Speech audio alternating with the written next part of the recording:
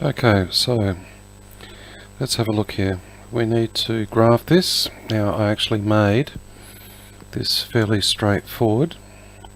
So this is going to be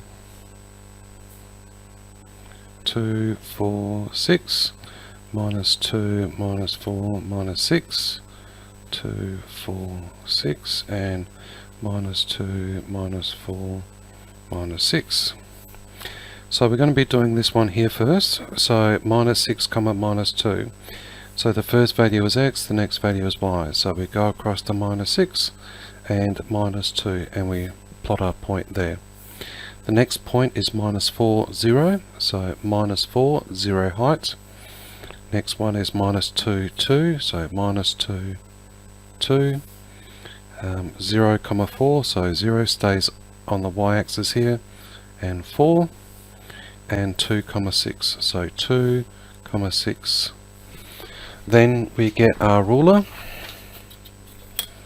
So I'm just actually getting a real ruler and drawing on my tablet, and we join the line, and we will call this one line A. So I'll just put a label here, line A. Alright, now for part B here, it says a line where y equals minus 3. So this is the x-axis, this is the y-axis. So minus 1, minus 2, and this one is minus 3. So all the values for y are going to equal minus 3. So if I then get my ruler, this is what line B is going to be. Now just let me change colour. I'll go green this time. Okay, so the next one here, it says line C where x equals minus 2. So x equals minus 2 is here, and all the values for x will be minus 2. So then if I join the dots, again they were just random samples, then I end up with this one being line C. So what we have here is an equation. So draw the lines for following equations using x from values minus 3 to 3. So minus 3 to 3. So minus a third times minus 3 is going to equal positive 1 because the two negatives cancel out. 1 minus 5 equals minus 4.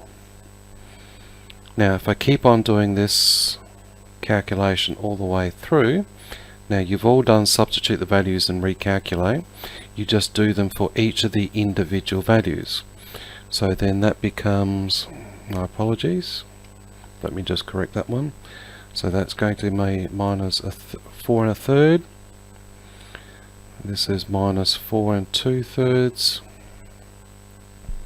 This will be minus 5. This will be minus 5 and a third.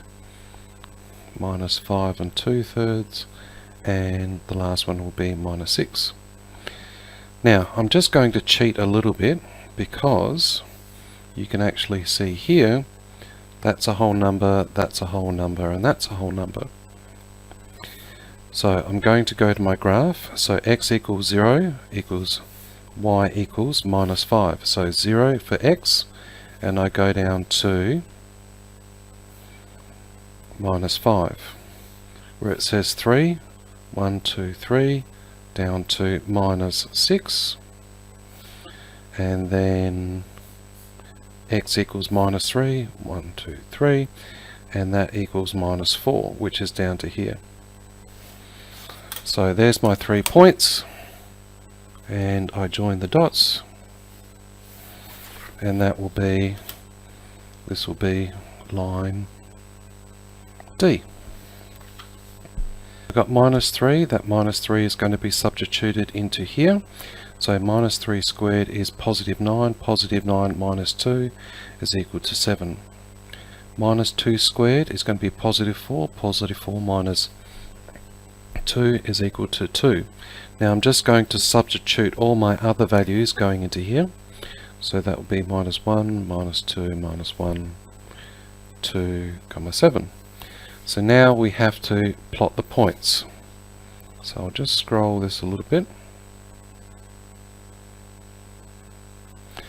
So I'm just going to do this one here first. So 0, comma minus 2.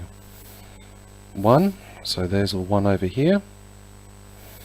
And then minus 1, so minus 1, minus 1. And I need to make a bit more room now. You'll just have to trust me on the values. So the next one is going to be 2, 2. So here's 2, 2. And the other one on the other side was 2 minus 2, which overlaps. Makes it a bit messy, it doesn't matter. And it was 3, 7, which is up here, which is also up here. So now I'm going to carefully draw a line of best fit, which goes through all the points. Okay, and this one is actually line E. And that's what we actually call a parabola. It didn't really matter. All you had to do was substitute those values in and then plot the graphs. Okay, and we are done.